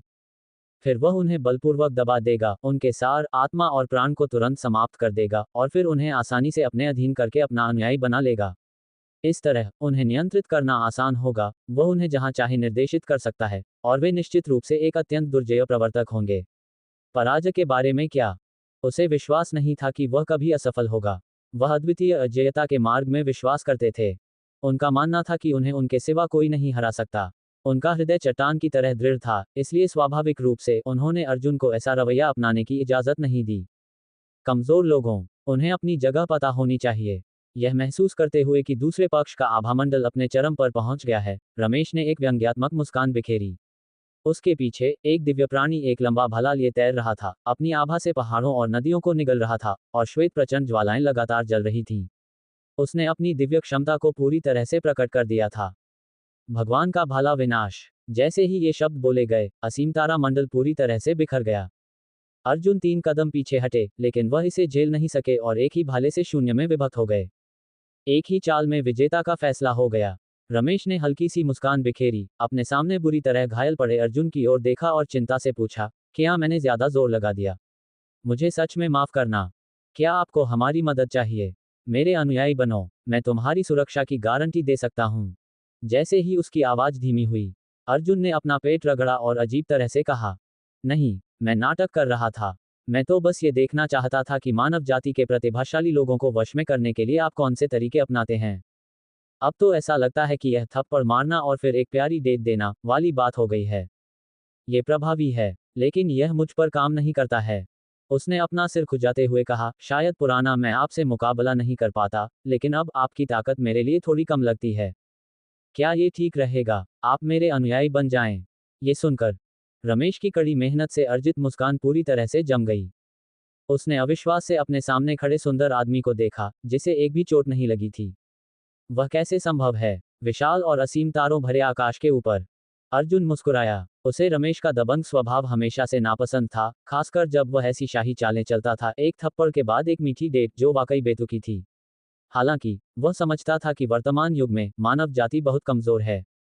अगर उन्होंने एक अजेय आभा विकसित नहीं की, तो वे भविष्य में तारों से भरे आकाश की असंख्य जातियों से अवश्य ही डरेंगे और लड़ने की हिम्मत नहीं जुटा पाएंगे। मानव जाति की वर्तमान स्थिति के लिए ये निस्संदेह अत्यंत बुरा था। इसलिए ऐसी अजेय आभा का विकास, हालांकि इससे आंतरिक कलह आसानी से उत्पन्न हो सकती थी, अंततः मानव जाति की स्थिरता के लिए लाभदायक था। इसके अलावा एक दिव्य कृपापात्र के लिए ऐसी अजेय आभा उनकी निरंतर उन्नति और निरंतर साधना तथा उच्चतम स्तर तक पहुंचने के लिए अधिक अनुकूल थी। इसलिए रमेश ने कुछ गुंडों को ढूंढने के अलावा ऐसे हथकंडे ज्यादातर अपनी अजेयता को कम करने के लिए अपनाए थे। लेकिन अगर वह दस्तक न देता तो भी कोई बात नहीं थी। फिर भी गुप्त क्षेत्र से बाहर निकलते ही उसने अचानक अर्जुन को वश में करने के लिए ब्लैक क्लाउड स्टार सिस्टम की तलाश शुरू कर दी। अर्जुन स्वाभाविक रूप से उसे अपनी मनमानी नहीं करने देगा। उसने तुरंत दूसरे पक्ष के अद्वितीय अजय आभामंडल को अपमानित किया और ठंडे स्वर में कहा, क्या तुमने अभी नहीं कहा था कि अगर मुझमें क्षमता होती तो मैं तुम्हें दबा सकता था? या अगर मैं तुम्हें दबा दूं तो क्या मैं तुम्हें अपना अनुयायी मान सकता हूं? हत्या सूची में तीसरे नंबर पर रहने वाले प्रतिष्ठित व्यक्ति, मेरे अधीनस्थ बनने के लिए क्या तुम तैयार हो? रमेश को यह देखकर बहुत आश्चर्य हुआ कि अर्जुन बिना किसी क्षति के उसके भाले के प्रहार को झेल सकता है। उसने इतने वर्षों तक ब्रह्मांड में भ्रमण किया था, अनगिनत दुर्जय विरोधियों और अभिमानी प्रतिभाओं को देखा था, लेकिन उसने कभी ऐसे राक्षसी अस्तित्व का सामना नहीं किया था। दूसरा पक्ष वास्तव में उसके हमले को रोकने में सक्षम था। इससे उनमें क्रोध की एक अनियंत्रित लहर उत्पन्न हो गई। इसके अलावा दूसरा पक्ष उसका मजाक उड़ा रहा था और वह अब खुद को रोक नहीं सका। वह खुद को रोक न सका और ठंडी खींच के साथ बोला, अगर तुम में मुझे दबाने की क्षमता है तो मैं स्वाभाविक रूप से तुम्हारा अनुयायी बन जाऊंगा। मैंने अपने जीवन में हमेशा बलवानों का सम्मान किया है। अगर तुम में सचमुच मुझे हराने की ताकत है तो मैं तुम्हारा अनुयायी बनना स्वीकार करूंगा। इतना ही नहीं, मैं तो यहाँ तक कहूंगा कि तुम मेरे स्वामी हो। इसमें क्या बुराई है? पर अब तो तुमने मुझे पूरी तरह नाराज कर दिया है। शुरू में तो मुझे हुनर बहुत पसंद था और मैं तुम पर हमला नहीं करना चाहता था। लेकिन अब लगता है तुम इतने घमंडी हो गए हो कि तुम्हें सबक सिखाने का समय आ गया है। तुम्हें पूरी तरह से अपंग बनाने और फिर तुम्हें मेरा अनुयायी बनाने में अभी देर नहीं हुई है। उसके शब्द तीखे थे। वह ऐसे अस्तित्व को अपने अधिकार पर सवाल उठाने की इजाजत नहीं देता था।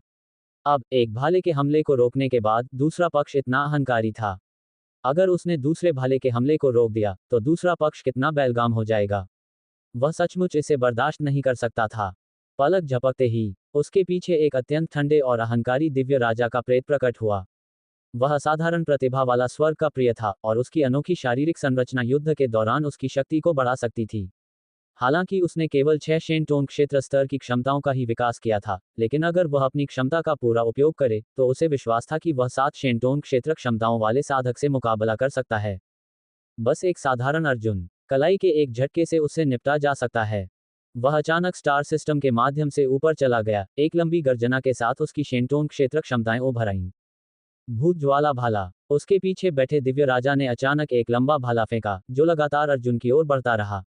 घनी झुलसा देने वाली लपटें तारामंडल में फैल गईं, लगातार तारों को नष्ट करती रहीं।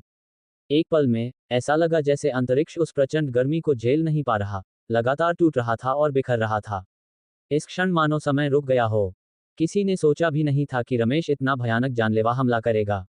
वे सब हैरान थे, एक एक करके पीछे हट रहे थे, सफेद लौ की एक छोटी सी लौ से भी दाग लगने से डर रहे थे। हालांकि वे 5 शेनटोन क्षेत्र स्तर पर स्वर्ग के पसंदीदा थे, अगर वे बेतहाशा इतनी भयानक उच्च तापमान वाली लपटों को छू लेते तो पल भर में राख हो सकते थे। क्या ये हत्या सूची में तीसरे स्थान पर रहने वाले व्यक्ति का आचरण है? मानव जाति के स्वर्ग के पसंदीदा लोगों में से एक ने एक चकित अभिव्यक्ति दिखाई। उसकी आंखें ईर्ष्या से भरी हुई थीं क्योंकि वह स्टार सिस्टम में फैल रहे आग के समुद्र को अविश्वसनीय रूप से देख रहा था। जैसा कि भगवान रमेश से अपेक्षा थी, आग की लपटों का ऐसा भीषण समुद्र। अगर मैं एक तिनका भी छू लूं तो मैं वहीं मर जाऊंगी। उनका अनुयायी बनकर यह जीवन व्यर्थ नहीं जाएगा।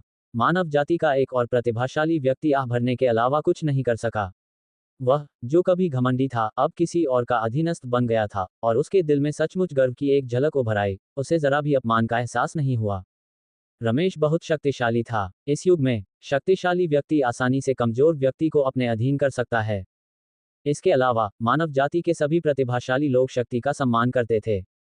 मूलतः उनके हृदय में अभी भी गर्व की भावना थी। लेकिन अब रमेश के तरीकों को देखकर अंततः उन्हें अपनी तुच्छता का एहसास हुआ। उन्होंने अनैच्छिक रूप से रमेश के आगे समर्पण कर दिया। कैसा लगा? क्या तुमने मेरे तरीके महसूस किए हैं? आप ऐसी लपटों को कैसे रोकेंगे? ये भूत ज्वाला भाला है।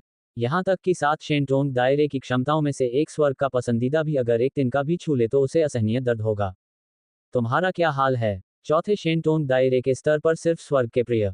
शायद तुम दर्द से वहीं बेहोश हो जाओगी। तुम मुझसे भीख मांग सकती हो। अगर मेरा मूड ठीक रहा तो शायद मैं तुम्हें जाने दूं।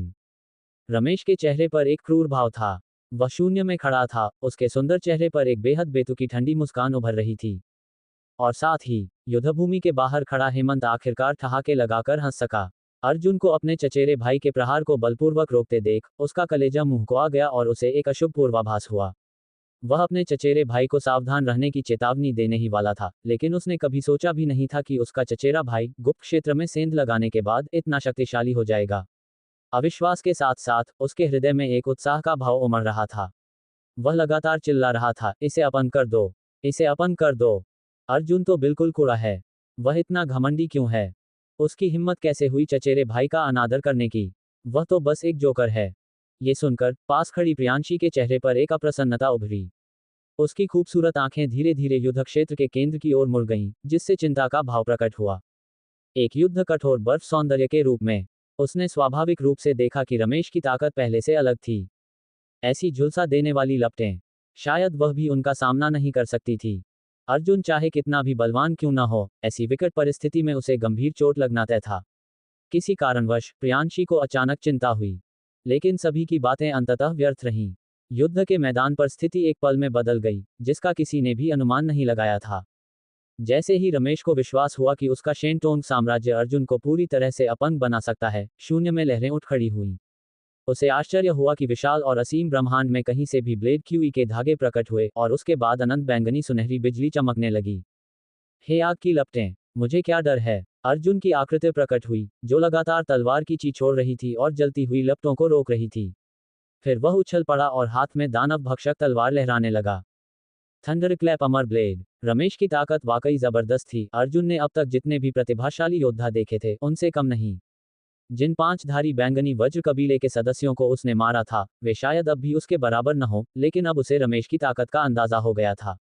वह कम से कम छठे शेनटोंग दायरे के स्तर तक पहुंच गया था, जिससे वह एक बेहद भयानक प्रतिभाशाली योद्धा बन गया था। अगर उसने अपनी असली क्षमताओं का इस्तेमाल नहीं किया, तो रमेश उसे दबा सकता था। अर्जुन की निगाहें गंभीर थीं क्योंकि उसने दूर से ही अपना शेनटोंग साम्राज्य प्रकट कर दिया था। थंडरक्लैप अमर ब्लेड। अपने 5वें शेनतोंग क्षेत्र के रूप में इसमें निहित शक्ति अत्यंत भयावह थी, जिसने उसके शरीर से विशाल मात्रा में ब्लेड क्यूई को लगभग समाप्त कर दिया।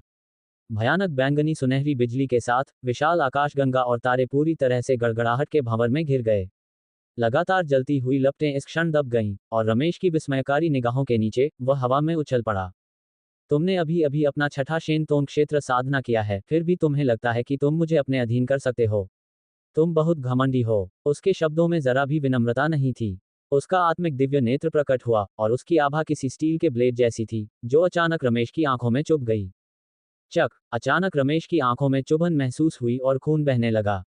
सदमे में वह अपनी आंखों को हाथ से ढकने के अलावा कुछ नहीं कर सका, लेकिन यही वह हरकत थी जिसका फायदा अर्जुन को उठाने का मौका मिला। अचानक उसके शरीर पर एक प्रेत प्रकट हुआ। स्वर्गीय दानव संत शरीर। अब दोनों पक्ष एक भयंकर युद्ध में उलझे हुए थे, जिसका अंतिम लक्ष्य विजय प्राप्त करना था।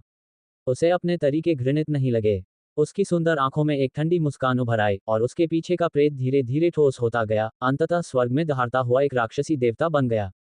उसके नियंत्रण में प्रेत ने अपनी विशाल भुजाएं फैला दी, और रमेश के शरीर पर दिव्य राजा प्रेत को लगातार नोचने लगा। बेशर्म! अपने शरीर पर लगे जख्मों को महसूस करते हुए रमेश अपने मुंह से खून थूकने से खुद को नहीं रोक पाया और अविश्वास से प्रतिद्वंद्वी को देखने लगा। इस क्षण तक उसे अंततः यह एहसास हो गया था कि प्रतिद्वंद्वी से निपटना बेहद मुश्किल है और उसकी युद्ध क्षमता बेहद ऊंची है। वह सचमुच एक भयानक दुर्जय शत्रु था। लेकिन ये कैसे संभव था? प्रतिद्वंद्वी तो बस एक अनुभवहीन बच्चा था। उसके पास इतनी प्रबल शक्ति कैसे हो सकती है? उसके मन में ऐसे ही संदेह उठे, पर उसके हाथ पैर रुके नहीं। आंख के घाव को ढकने के लिए बहुत देर हो चुकी थी। उसने जोर से दहाड़ लगाए और हाथ में भूत ज्वाला भाला उठा लिया। वह एक महान दिव्य राजा की तरह था, पर निर्णायक क्षण में उसके पीछे जमा हुआ प्रेत पूरी तरह चकनाचूर हो गया। अर्जुन के उकसावे पर दैत्य देव प्रेत उस पर लगातार प्रहार करता रहा। ये कैसी विचित्र काया है? नहीं, मैं उसे अपने शरीर पर प्रहार नहीं करने दे सकता। रमेश के सिर में दर्द था, लेकिन उसे पहले से ही एक अशुभ पूर्वाभास था। उसे लगभग पूरा यकीन था कि अगर अर्जुन द्वारा नियंत्रित दैत्य देव प्रेत उसके शरीर पर प्रहार करेगा, तो वह बुरी तरह घायल हो जाएगा, शायद लड़ने में भी असमर्थ हो जाएगा। उस समय वह दबा दिया जाएगा। एक नवागंतुक का अनुयायी बनना, एक नौकर की तरह आज्ञा पालन करना। वह स्वयं को ऐसा अस्तित्व नहीं बनने देगा। रमेश को अपनी अजेयता पर विश्वास था। स्वाभाविक रूप से वह आसानी से हार मानने को तैयार नहीं था। भूत ज्वाला भाला कला। उसने एक बार फिर अपने द्वारा विकसित शेनटोन क्षेत्र का प्रयोग किया। उसने तारों भरे आकाश में उठती लपटों को नियंत्रित किया, अपने हाथ में लंबे भले को लहराया और ऊपर से नीचे की ओर प्रहार किया। बूम! तारे टूट गए और वह अजेय हो गया। उसने अपने प्रतिद्वंद्वी को लगभग मार ही डाला। लेकिन महत्वपूर्ण क्षण पर अर्जुन ने अपना शेनटोन क्षेत्र खोल दिया। विनाश ब्रह्मांड राक्षसी ब्लेड। एक विनाशकारी आभा उभरी। उसकी अविश्वसनीय निगाहों के सामने प्रतिद्वंद्वी एक प्राचीन राक्षसी देवता में बदल गया और दूर से ही एक धारदार प्रहार किया। एक पल में अंतरिक्ष बिखर गया, उसके शरीर पर लगी सफेद लपटें पूरी तरह बुझ गईं और इस क्षण मानो समय थमसा गया हो। प्रतिद्वंद्वी की धारदार रोशनी अजेय थी, लेकिन वह फिर भी दांत पीसता रहा और लगातार अपने हाथ में भूत ज्वाला भाला लिए हुए था। उसका हथियार एक विधि क्षेत्र विशेषज्ञ द्वारा परिष्कृत किया गया था और उसे नहीं लगा कि प्रतिद्वंद्वी का हथियार उसके हथियार से ज्यादा शक्तिशाली है। उसने तुरंत अपना हथियार अपने सामने रखा और उसके पूरे शरीर में सफेद लपटें भड़क उठीं। ऐसा लग रहा था जैसे वह अर्जुन के तलवार के वार को बलपूर्वक झेलने की कोशिश कर रहा हो। बूम! एक क्षण में ब्लेड की रोशनी आ गई। रमेश को बाघ के मुंह में कंपन महसूस हुआ और उसके शरीर से खून रिसने लगा। उसका दिमाग खाली था। उसने कभी सोचा भी नहीं था कि इतने नए जीव में इतनी भयानक ताकत होगी।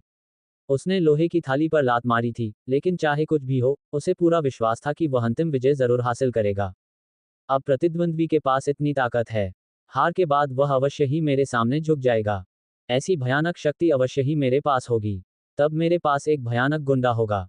इससे काम करना आसान हो जाएगा। सभी लाभ और कोई नुकसान नहीं। रमेश ने अनायास ही मुस्कुराहट दिखा दी, लेकिन उसने कभी उम्मीद नहीं की थी। जब उसने सोचा कि वह अर्जुन को वश में करने वाला है, बैंगनी सुनहरी बिजली अचानक आसमान से उतरी, उसकी चकित निगाहों के सामने एक के बाद एक तूफान का रूप ले लिया और अंततः उस पर जोरदार प्रहार किया। बूम! बूम! भयानक बिजली लगातार चमकती रही। उसने लगातार प्रतिरोध करने के लिए भूत ज्वाला भाले का इस्तेमाल किया, लेकिन उसकी शारीरिक शक्ति धीरे धीरे कम होती गई और उसका शरीर अकड़ने लगा।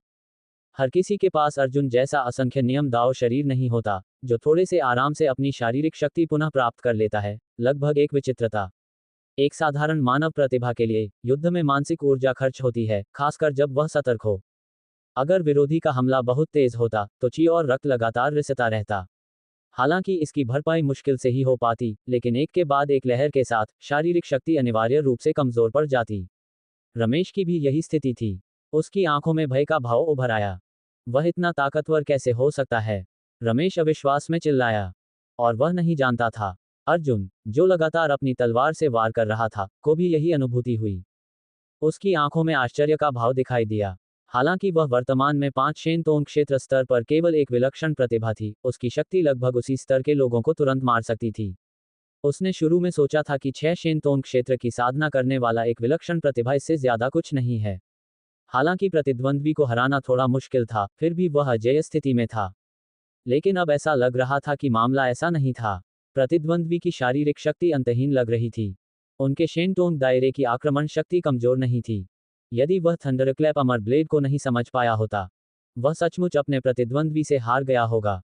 यह अफसोस की बात है कि आप केवल एक हैं। यदि 3 प्रतिभाशाली लोग, जिन्होंने 6 शेनटोन क्षेत्र की खेती की थी, आज जाते, तो शायद मैं हार जाता। लेकिन अफसोस की बात है कि आप सबसे ताकतवर हैं। आपको हराकर सब कुछ सामान्य हो जाएगा। अर्जुन का स्वर अत्यंत शांत था, क्योंकि उसने धीरे से अपने हाथ में दानव भक्षक तलवार उठाई। विलुप्ति स्लैश। उनका पहला शेनटोन क्षेत्र अचानक प्रकट हुआ। रमेश की भयभीत निगाहों के नीचे हजारों प्रकाश किरणें लगातार उसके शरीर पर पड़ रही थीं। हालांकि उसने घोस्ट फ्लेम स्पीयर से प्रतिरोध किया, लेकिन इस बार बेहद कठोर लोरिलम का लंबा भाला बेहद नाजुक था। उसकी अविश्वास भरी निगाहों के नीचे वह एक धमाके के साथ टुकड़े टुकड़े हो गया। ये कैसे संभव है? वह अपने आप से बुदबुदाते हुए बोला। उसकी आंखें चौंधिया गई थीं।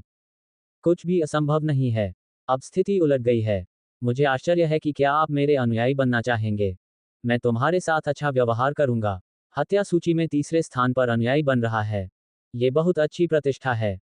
अर्जुन की दयालु मुस्कान उसके कानों में गूंज उठी। रमेश का हृदय मृत राख की तरह हो गया और वह निराशा में उसी स्थान पर आकाशगंगा में गिर गया।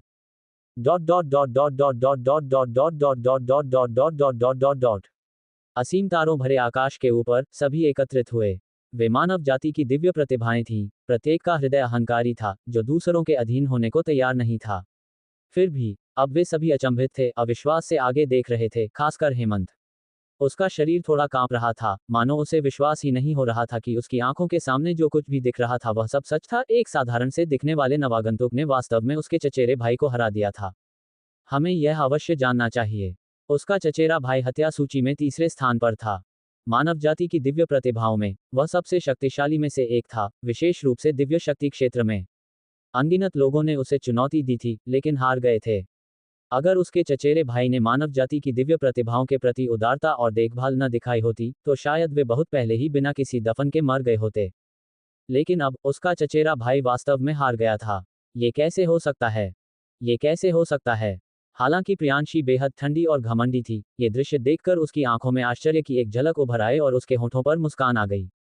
उसने धीरे से हेमंत की ओर देखा। तुम्हारे अभी अभी के इस बेतहाशा हमले ने अर्जुन को पहले ही क्रोधित कर दिया था। अगर मैंने तुम्हें रोकने के लिए आगे न आया होता, तो शायद तुम एक भी वार झेल न पाते और बिना किसी दफन के मर जाते। अर्जुन ऐसा नहीं है जिससे तुम मुकाबला कर सको। तुम्हारा चचेरा भाई भी सक्षम नहीं है। वह एक सच्चा स्वर्गीय प्रतिभा है। उसने ये शब्द कहे, और सचमुच ऐसा ही हुआ। उसकी नज़र में अर्जुन पहले से ही बहुत शक्तिशाली था। हालांकि उसकी शक्ति बेहद कमजोर लग रही थी। अगर उसने कोई चाल चली, तो वह पांचधारी बैंगनी वज्रकुल का, जिसे अत्यंत भयंकर कहा जा सकता है, वध जरूर कर देगा। उसकी समझ में ऐसा अस्तित्व केवल एक दिव्य प्रतिभा द्वारा ही प्राप्त किया जा सकता था जो छठी दिव्य शक्ति के स्तर पर पहुंच चुका हो। हालांकि अर्जुन एक नवागंतुक था, उसकी शक्ति पहले ही इस स्तर तक पहुंच चुकी होगी। अन्यथा यदि वह केवल पांचवी दिव्य शक्ति के स्तर पर था, तो वह पांचधारी बैंगनी वज्रकुल का इतनी आसानी से सफाया कैसे कर सकता था? यह मेरे चचेरे भाई ने छठी दिव्य शक्ति की साधना की है। अब कई महान तारा प्रणालियों में कोई भी उसका मुकाबला नहीं कर सकता। गर्वित मानव जाति की स्वर्गीय प्रतिभाएं उनके अनुयायी बनने को तैयार हैं। वह अचानक ऐसे आदमी से क्यों हार जाएगा? हेमंत के शब्द कटु थे, और उसने अर्जुन की ओर अत्यंत अनिच्छा से देखा। इसमें असंभव क्या है? एक दिव्य प्रतिभा, जो पहले ही रमेश के सामने समर्पण कर चुकी थी, ने धीरे से और धीमे स्वर में कहा, तुम और मैं तारामंडल की रक्षा करते हैं, और हमें पता होना चाहिए कि ब्रह्मांड में लगातार दिखाई देने वाली कोई भी चीज सामान्य है। हालांकि तुम्हारा चचेरा भाई मुझ पर विजय प्राप्त कर सकता है, लेकिन वह हमसे पहले इस तारा गश्ती दूत पर विजय प्राप्त करने में सक्षम नहीं हो सकता है। यह उचित ही है कि अब वह हार गया। यह उसकी केवल मैं ही अजेय हूं वाली भावना के बारे में दुख की बात है। मुझे आश्चर्य है कि क्या वह इसे बनाए रख पाएगा। जैसे ही ये शब्द बोले गए, वहां उपस्थित सभी लोग आश्चर्यचकित रह गए। हालांकि केवल मैं ही अजेय हूं वाली भावना सबसे महत्वपूर्ण नहीं थी, फिर भी एक अजेय दिव्य प्रतिभा के लिए यह अपरिहार्य थी। अगर रमेश ने अपनी केवल मैं ही अजेय हूं वाली भावना खो दी है, तब वह अपंग हो जाएगा। वह इतनी सारी मानव जाति की दिव्य प्रतिभाओं को युद्ध के मैदान में ले जाने में भी सक्षम नहीं होगा। डॉट डॉट डॉट इस दौरान तारों भरे आकाश के ऊपर अनगिनत ब्लेडनुमा रोशनियां उभर रही थीं, लगातार फैलती और सिकुड़ती हुई, 9 स्वर्गों की तूफानी हवाओं में बदल रही थीं। अगर रमेश मानव जाति का न होता, तो शायद उसने सचमुच एक घातक प्रहार किया होता। यद्यपि प्रतिद्वंद्वी ने छठी दिव्य शक्ति की साधना की थी, फिर भी उसकी साधना पूरी तरह से सुदृढ़ नहीं हुई थी। एकांतवास से शीघ्रता से बाहर आकर यदि उसने बलपूर्वक अपनी साधना को स्थिर किया होता, तो शायद वह अभी भी जीत सकता था, लेकिन यह निश्चित रूप से अब जितना आसान नहीं होता। मैं इसे स्वीकार करने से इनकार करता हूं। मैं आपका अनुयायी नहीं बन सकता। रमेश ने लगातार संघर्ष किया, लेकिन उसकी आंखों में निराशा के भाव थे।